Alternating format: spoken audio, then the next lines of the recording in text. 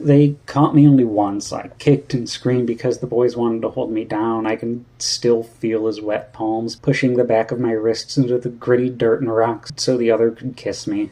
I sent the one trying to kiss me back to Wiggins with a broken nose, I guess, after I let him know what my forehead smelled like with force.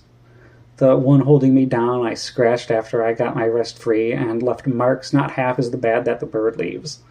I walked back to the home with bruised wrists and what felt like a bump on the back of my head from banging it against the ground, but all anyone could see was the blood on my face and under my nails.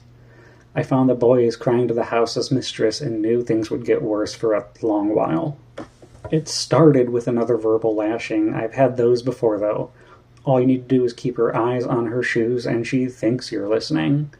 I did make sure I heard her.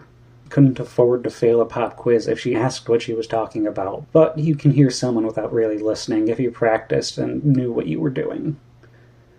More work around the house was always expected after the beak opened to squawk for a second round, after she believed her disdain sunk in again.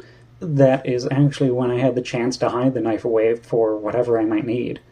This time, though, there was a third round I was not expecting. I was told I should be grateful and let the boy kiss me. That is how he showed he liked me in spite of my colors.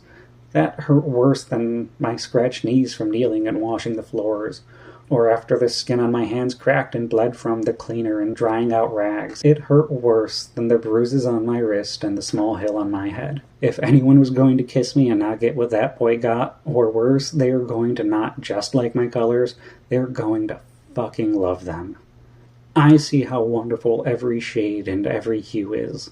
I don't think I even want them to treat me differently because of my colors. Just love them as much as I do. Some of the other kids do too before their thoughts on my colors are twisted and poisoned like Sierra's.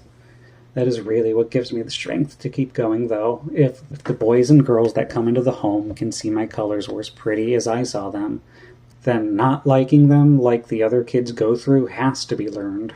And if that is learned, then there has to be someone out there who hasn't learned it yet.